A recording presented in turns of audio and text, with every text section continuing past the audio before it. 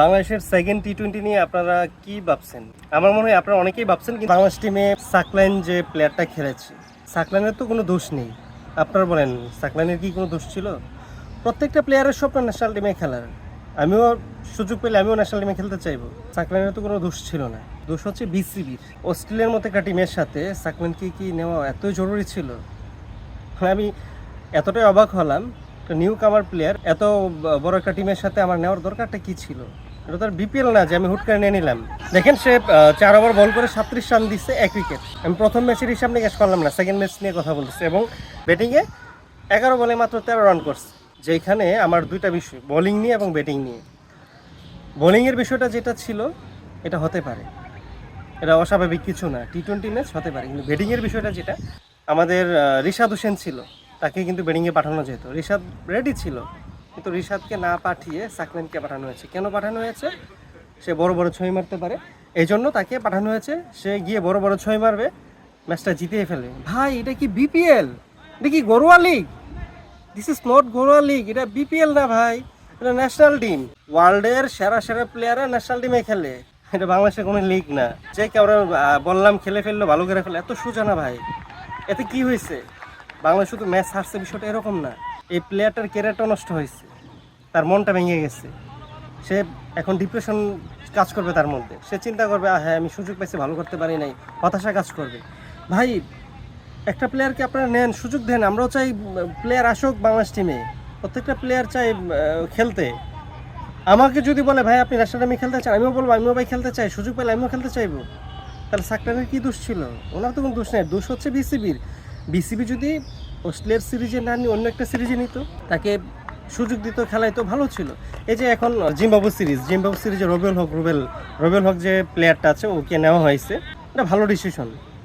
এখানে অন্যান্য প্লেয়াররা রেস্ট নিচ্ছে, রেস্ট দিয়ে ওকে সুযোগ দিচ্ছে। ভালো করলে আলহামদুলিল্লাহ ওনার জন্য কেরিয়ার ভালো হবে। খারাপ খেললেও এতটা খারাপ লাগবে না। জিম্বাবু টিম মানে আমরা তুলনামূলকভাবে জিম্বাবু টিমকে আমরা বড় টিম মনে করি না, কিন্তু অস্ট্রেলিয়ান টিম কিন্তু ভাই জিম্বাবু টিম না। হ্যাঁ, আপনারা করছেন কি? সাকলাইন বাইরে নিয়ে পারফরমেন্সটা ভালো করতে পারলো না, যার কারণে এখন ওনার রেপুটেশনটা নষ্ট হলো। Not only owner reputation, Bangladesh cricket বোর্ডের রেপুটেশনটা পর্যন্ত নষ্ট হয়েছে, বাংলাদেশ টিমের রেপুটেশনটা নষ্ট হয়েছে। আপনারা চাইলে অন্য কোনো সিরিজে ওনাকে নিতে পারতেন না? নিলে কি হইতো? তার পারফরমেন্সটা ভালো হইতো। হ্যাঁ, সাকলাইন ভাই প্রুভেন প্লেয়ার, জেনুইন অলরাউন্ডার। সে বড় বড় ছয় মারা ইউজ টু। বিপিএল আমরা দেখছি, ঘরোয়া লিগে দেখছি, বাংলাদেশের যে টুর্নামেন্টগুলো হয় যেখানে সাকলাইন ভাইকে সে খেলানো হয়েছে, সে ভালো খেলছে। হ্যাঁ, আমরা চাই এরকম প্লেয়ার আসুক ন্যাশনাল টিমে, কিন্তু তার মানে আপনি একটা ন্যাশনাল টিমে একটা প্লেয়ারকে একটা চাপের মুখে সুযোগ দিবেন, ভালো না খেলতে পারলে পরে বলবেন কি যে তুমি তো সুযোগ দিচ্ছি ভাই, তোমার তুমি ভালো করতে পারো নাই। ভাই এরকম তো হওয়া উচিত না। এতে কি হয়? প্লেয়ারের সাথে অন্যায় করা হয়েছে, আমি যেটা মনে করি। শুধু প্লেয়ারের সাথে না, পুরো বাংলাদেশের সাথে অন্যায় করা হয়েছে। আপনারা ওনাকে সুযোগ দেন, অন্য একটা সিরিজে দিতে পারতেন, যেই সিরিজে এত চাপ থাকতো না। অস্ট্রেলিয়ান সিরিজে নিশ্চয়ই চাপ ছিল, আর ওই মুমেন্টে রিশাদ হোসেনকে ব্যাটিংয়ে বাড়ালে হয়তো একটা চান্স ছিল। যেহেতু রিশাদ প্রুভেন প্লেয়ার, অলরেডি এরকম অনেক ম্যাচে বড় বড় ছয় দিয়া সে নিজের পারফরমেন্স শো আপ করে অভ্যস্ত, ইউজ টু। আমরা দেখে আসছি, আমরা দেখছি সাধারণ মানুষ যারা আছে, আমরা দেখছি যে এরকম সে রিশাদ বড় বড় ছয় আমরা ইউজ টু। ন্যাশনাল টিমে খেললে ইউজ টু।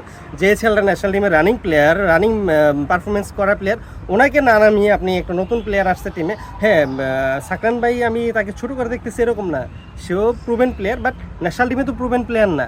ন্যাশনাল টিম তার দ্বিতীয় ম্যাচ ছিল, তাকে এই রিক্সের মধ্যে না পাঠিয়ে আপনারা তো রিশাদ হোসেনকে পাঠাতে পারতেন, তাহলে বাংলাদেশ টিম হয়তো রেজাল্ট অন্য হতে পারতো না। এই জন্য আমি আশা করব আপনারা বিসিবিতে যারা দায়িত্বে আছেন তারা একটু হিসাব নিকেশ করে প্লেয়ারদেরকে খেলাবেন, যেন প্লেয়ারদের ক্যারিয়ারটাও ভালো হয়, বাংলাদেশ টিমের সম্মানটা থাকে। আমরা যারা দর্শক আছি আমরা যেন গর্ব সহকারে বাংলাদেশের খেলা দেখতে পারি এবং নিজেদের মধ্যে যেন গর্ব করতে পারি বাংলাদেশ টিম। সো আমি যদি ভুলভ্রান্তি কিছু বলে থাকি আপনারা ক্ষমার দৃষ্টিতে দেখবেন।